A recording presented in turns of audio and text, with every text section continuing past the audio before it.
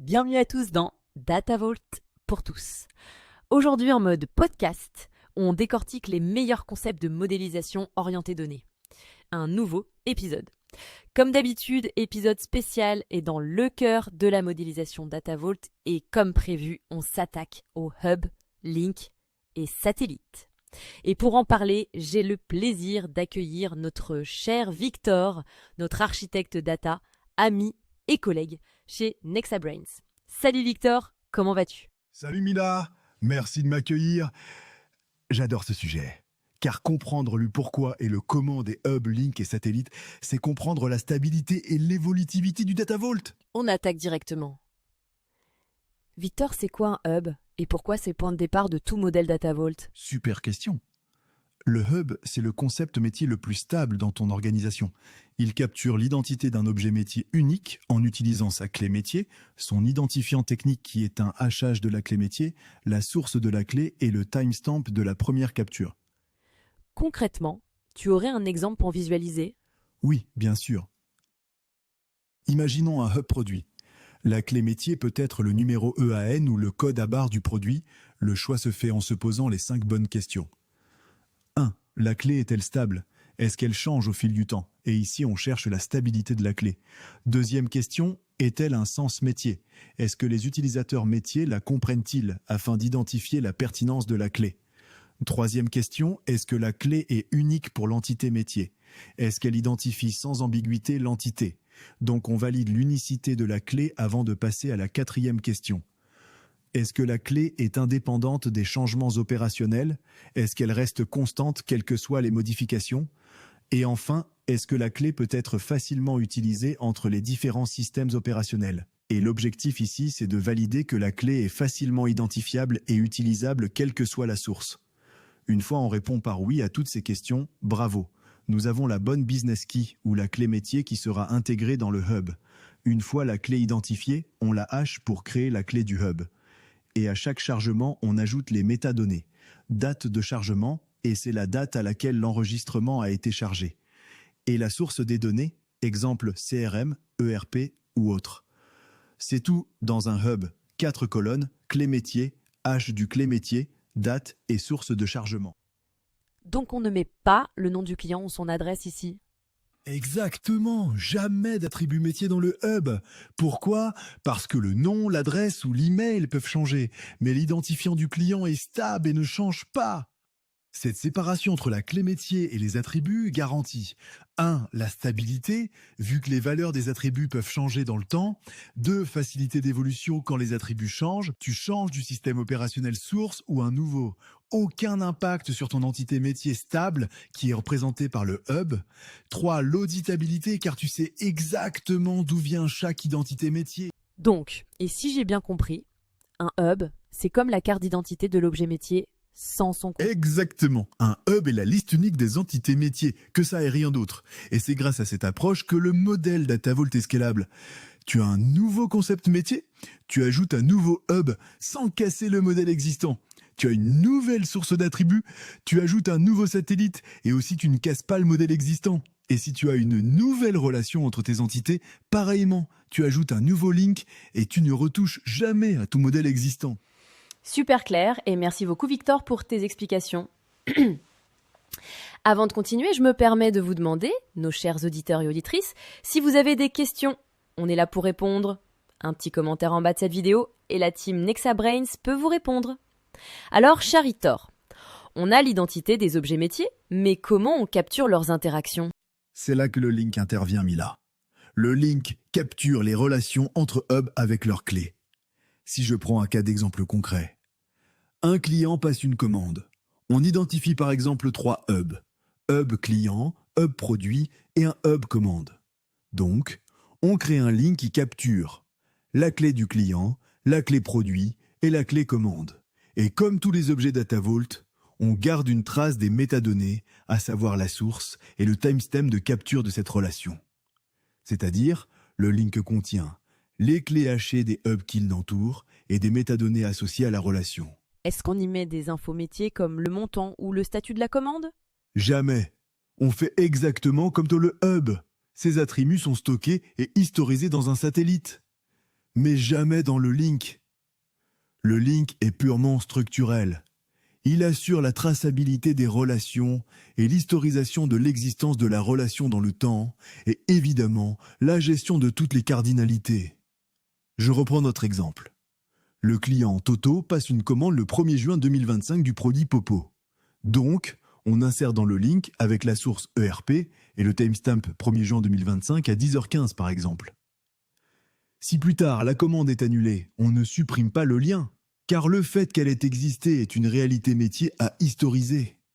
Mais on va suivre cette annulation avec un autre objet qu'on appelle un satellite d'effectivité, qui lui tracera facilement les ouvertures et les fermetures d'effectivité des liens.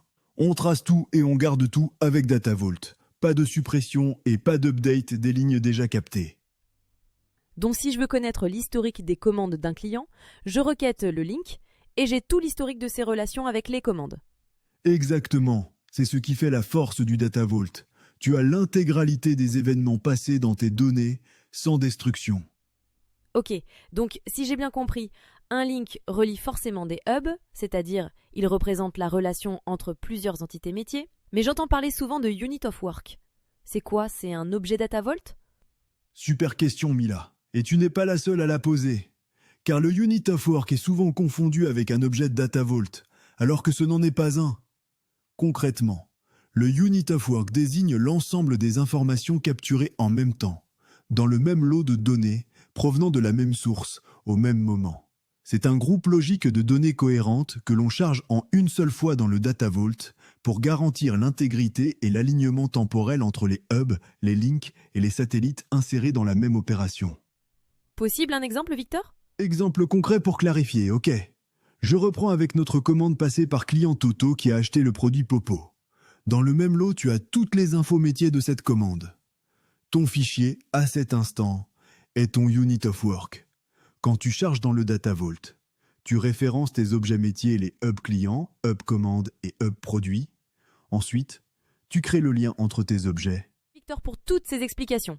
Ok, maintenant on arrive sur les satellites, là où on met enfin les attributs et les données métiers. Oui, le satellite est rattaché soit à un hub, soit à un link, et il stocke les attributs métiers et leurs évolutions dans le temps. La structure d'un satellite est simple aussi, on a la clé hachée du hub ou du link parent. Les attributs métiers du satellite, les métadonnées de chargement, à savoir la source et le timestamp, et une colonne spécifique pour chaque satellite qui est le hash des attributs. Elle nous servira pour détecter les changements et les mises à jour qui se passent dans la source. On appelle cette colonne le hash diff. Concrètement, si le client Toto change son adresse, on fait quoi? On a un satellite attribut client avec clé hachée client, des attributs descriptifs, par exemple nom, prénom, adresse et email, date de chargement, exemple le 01 juin 2025, et la source, par exemple ERP. Et un hashdiff qui est le hachage de la concaténation des attributs qui existent dans le satellite, à savoir nom, prénom, adresse et email.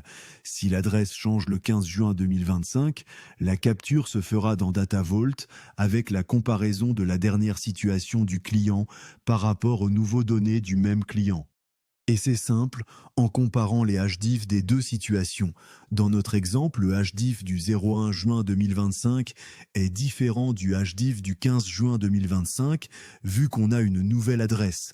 Dans ce cas, on insère une nouvelle ligne dans le satellite avec la nouvelle adresse, date chargement au 15 juin 2025. Donc tu as l'historique complet de chaque attribut métier sans jamais écraser les données précédentes. Oui, exactement. C'est ce qu'on appelle du Insert Only Non-Destructive. C'est de l'auditabilité native et la traçabilité des changements. Et on peut avoir plusieurs satellites pour le même hub? Oui, et c'est même une bonne pratique. Par exemple, un satellite pour les données personnelles non email, pour gérer les normes de sécurité RGPD, un satellite pour les données à forte fréquence de changement, adresse, téléphone. Cela permet de gérer la volumétrie, d'optimiser les chargements, vu que tous les attributs ne changent pas à la même fréquence, et cela nous permet de simplifier la gouvernance. Victor, on se fait un cas complet pour nos auditeurs? On laisse de la place pour un tableau pour les explications. Et vous, nos auditeurs, à vous de commenter si vous avez des questions. Je te laisse la parole, Victor. On a un fichier source avec 5 lignes de commande, 3 clients, 4 produits, d'un petit e-commerce fictif. L'idée, modéliser tout cela en Data Vault de manière claire. On commence toujours par l'identification des concepts métiers stables, à savoir les business keys. Ici, nous identifions 3 clés business. Clé business des commandes, qui est Order ID, clé business des clients représentée par le Customer ID, et la clé business produit qui sera le SKU. Ces clés business seront stockées dans les hubs métiers correspondants. Victor, désolé, j'ai une question.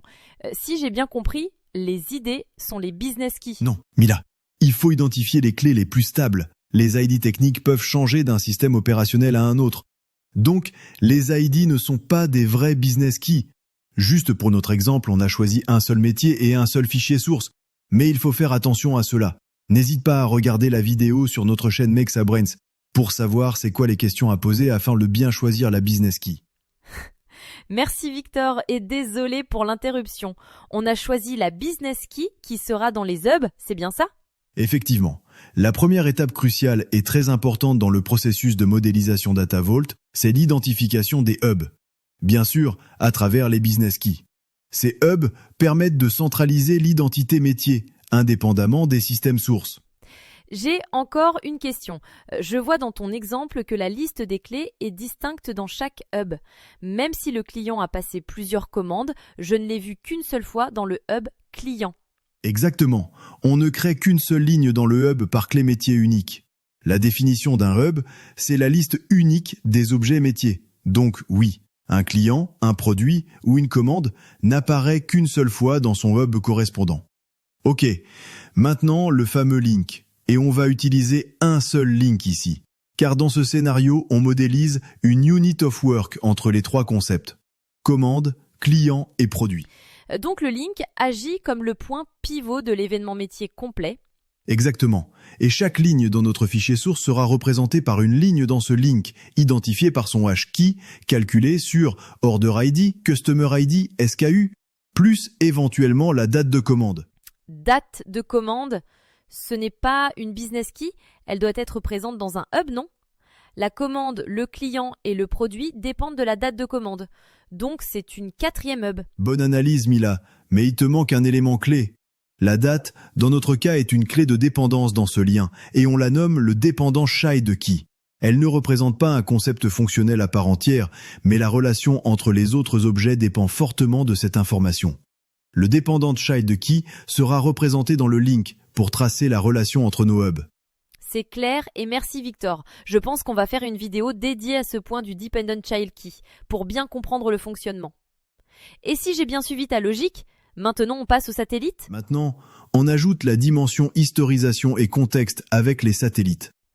C'est facile Victor, on a mis les business keys dans les hubs, on a identifié le Dependent Child Key, alors les attributs descriptifs qui restent font partie d'un satellite de link pour rester sur la même granularité des données reçues. C'est bien ça ?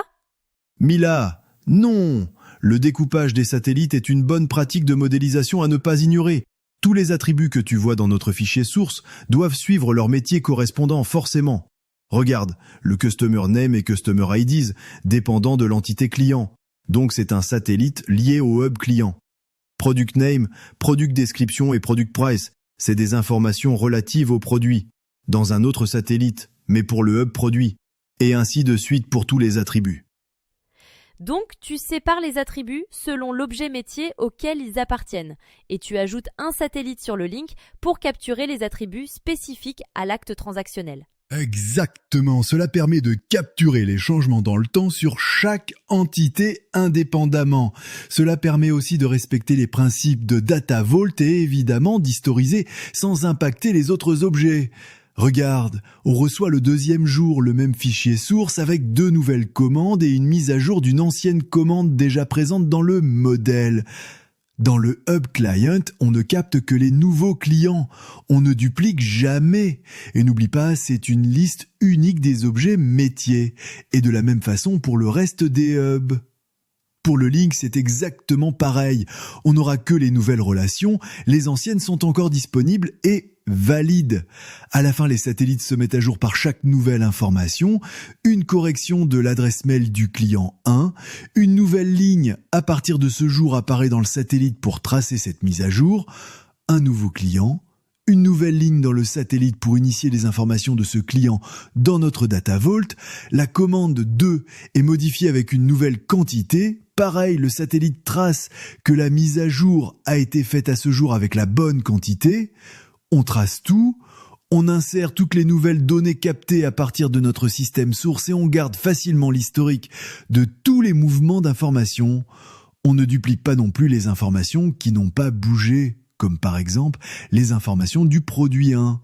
Et voilà, on a pu voir les objets de base, mais ce n'est pas tous. Il en reste beaucoup de choses à apprendre pour une modélisation Data Vault. Juste un petit rappel, il faut respecter les standards de Data Vault. Et voilà pour aujourd'hui. Merci Victor, c'était hyper clair. Donc dans ce scénario, 3 hubs pour 3 concepts fonctionnels, commande, client, produit, un seul link qui relie les 3 concepts transactionnels, les satellites pour historisation des attributs métiers et transactionnels et un respect de l'unit of work. Chaque ligne du fichier égale une transaction atomique dans le link.